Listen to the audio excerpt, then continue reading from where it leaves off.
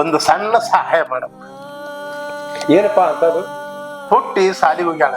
ಆಕೆ ಸಾಲಿಯಿಂದ ಬರೋದ್ರೊಳಗಾಗಿ ನನ್ನನ್ನ ಹೋದ ಆ ವೃದ್ಧಾಶ್ರಮಕ್ಕೆ ಬಿಟ್ಟು ಬಾರಪ್ಪ, ವೃದ್ಧಾಶ್ರಮಕ್ಕೆ ಬಿಟ್ಟು ಬಾರ.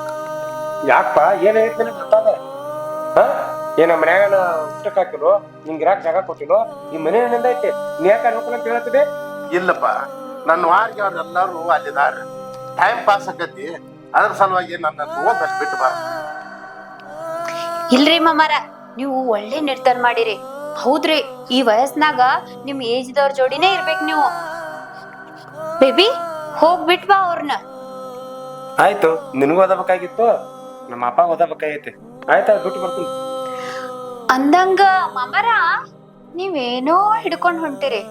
ಓಹೋಹೋ, ಈಸ್ ದಿನ ಮಾಡಿದ ಕಳ್ಳ ಗಂಟೆಲ್ಲ ತಗೊಂಡ್ ಹೊಂಟಿರ ನೀವು ಆಶ್ರಮಕ್ಕ? ಇಲ್ಲವ, ಹಂಗ ಗಂಟು ಮಾಡ್ಕೋಬೇಕಾಗಿತ್ತಂದ್ರ ಎಂದೋ ಮಾಡ್ಕೋತೀನಿ. ದುಡ್ದದ್ದೆಲ್ಲ ನಿಮಗಾಗೆಲ್ಲ ಇಟ್ಟು ಬಿಟ್ಟನ. ಇದು ನಾನು ಹೆಂಡತಿ ಫೋಟೋವ, ಬೇಕಾದ್ರ ನೋಡು. ಹಾ ಹಾ, ತೋರ್ಸೋದೆಲ್ಲ ಏನ್ ಬ್ಯಾಡ್ರಿ, ನೋಡಿದ್ರ ಗೊತ್ತಾಕೈತಿ ಫೋಟೋ ಐತತ್ತ. ಒಳ್ಳೇದಾಯ್ತು ತಗೊಂಡ್ ಹೊಂಟಿರೋದು. ಬೇಬಿ ಹೋಗ್ ಬಿಟ್ ಬಾ. ಹಾ, ಬಿಟ್ಟು ಬರ್ಲಿ ಹಂಗಾರ?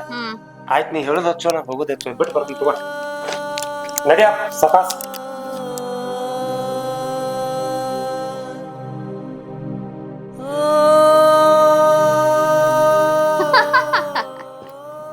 ಅಂದು ಪೀಡೆ ತೊಲಗ್ತು.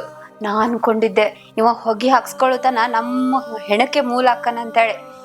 ಹೋಗಿದ್ದ ಒಳ್ಳೇದಾಯ್ತು. ಇನ್ಮೇಲೆ ನಾನು, ನನ್ನ ಗಂಡ, ನನ್ನ ಮಗಳು ಆರಾಮ್ ಇರ್ಬೋದು.